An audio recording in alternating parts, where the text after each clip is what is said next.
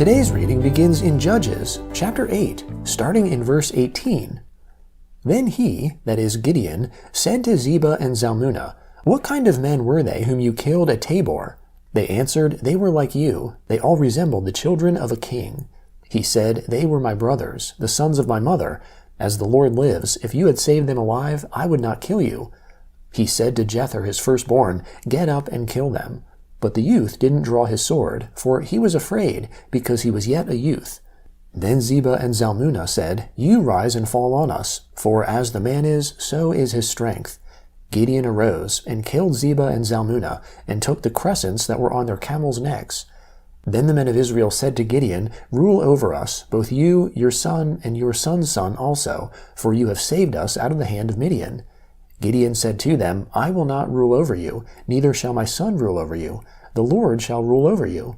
Gideon said to them, I do have a request, that you would each give me the earrings of his plunder. For they had golden earrings, because they were Ishmaelites. They answered, We will willingly give them. They spread a garment, and every man threw the earrings of his plunder into it.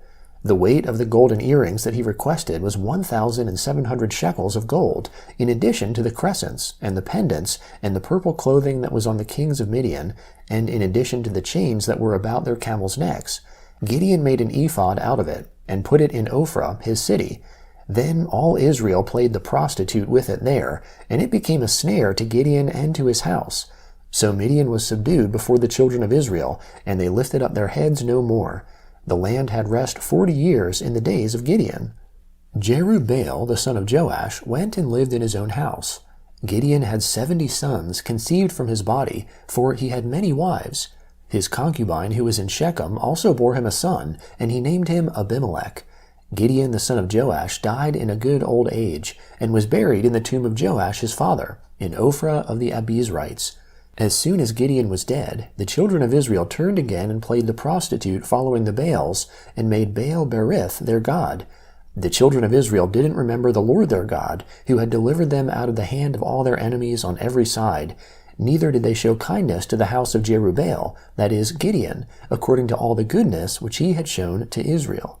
Abimelech, the son of Jerubbaal, went to Shechem to his mother's brothers, and spoke with them and with all the family of the house of his mother's father, saying, Please speak in the ears of all the men of Shechem.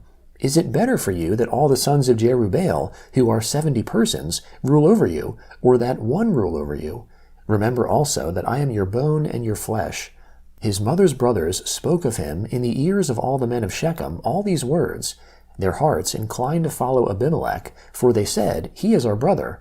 They gave him 70 pieces of silver out of the house of Baal-berith, with which Abimelech hired vain and reckless fellows, who followed him.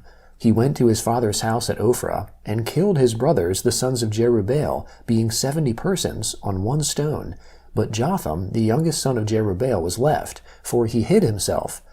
All the men of Shechem assembled themselves together with all the house of Milo, and went and made Abimelech king by the oak of the pillar that was in Shechem.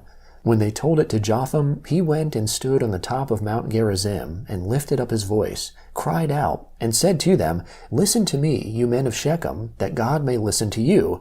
The trees set out to anoint a king over themselves. They said to the olive tree, Reign over us.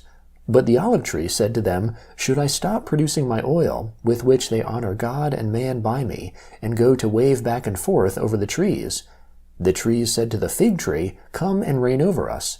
But the fig tree said to them, Should I leave my sweetness and my good fruit, and go to wave back and forth over the trees?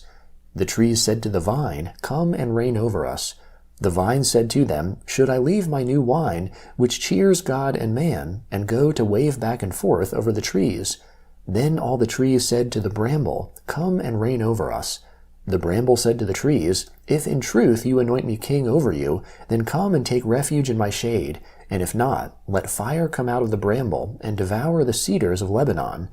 Now therefore, if you have dealt truly and righteously, in that you have made Abimelech king, and if you have dealt well with Jerubbaal and his house, and have done to him according to the deserving of his hands, for my father fought for you, risked his life, and delivered you out of the hand of Midian, and you have risen up against my father's house today, and have slain his sons, 70 persons on one stone, and have made Abimelech, the son of his female servant, king over the men of Shechem, because he is your brother. If you then have dealt truly and righteously with Jerubbaal and with his house today, then rejoice in Abimelech, and let him also rejoice in you. But if not, let fire come out from Abimelech, and devour the men of Shechem and the house of Milo, and let fire come out from the men of Shechem and from the house of Milo, and devour Abimelech. Jotham ran away and fled, and went to Beer, and lived there, for fear of Abimelech his brother. The Gospel of Luke, chapter 23, starting in verse 44.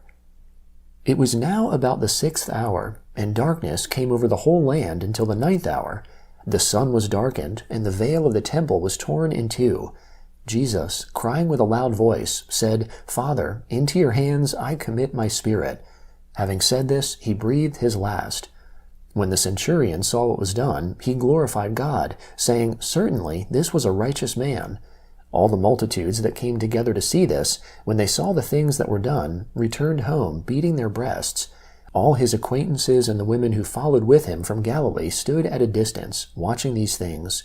Behold, there was a man named Joseph, who was a member of the council, a good and righteous man.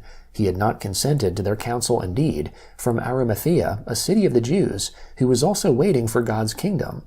This man went to Pilate, and asked for Jesus' body. He took it down and wrapped it in a linen cloth, and laid him in a tomb that was cut in stone, where no one had ever been laid. It was the day of the preparation, and the Sabbath was drawing near. The women who had come with him out of Galilee followed after, and saw the tomb, and how his body was laid. They returned and prepared spices and ointments. On the Sabbath they rested, according to the commandment. But on the first day of the week, at early dawn, they and some others came to the tomb, bringing the spices which they had prepared. They found the stone rolled away from the tomb. They entered in and didn't find the Lord Jesus' body. While they were greatly perplexed about this, behold, 2 men stood by them in dazzling clothing. Becoming terrified, they bowed their faces down to the earth. The men said to them, Why do you seek the living amongst the dead? He isn't here, but is risen. Remember what he told you when he was still in Galilee, saying that the Son of Man must be delivered up into the hands of sinful men, and be crucified, and the 3rd day rise again. They remembered his words, returned from the tomb, and told all these things to the 11 and to all the rest. Now they were Mary Magdalene, Joanna, and Mary the mother of James. The other women with them told these things to the apostles. These words seemed to them to be nonsense, and they didn't believe them. But Peter got up and ran to the tomb.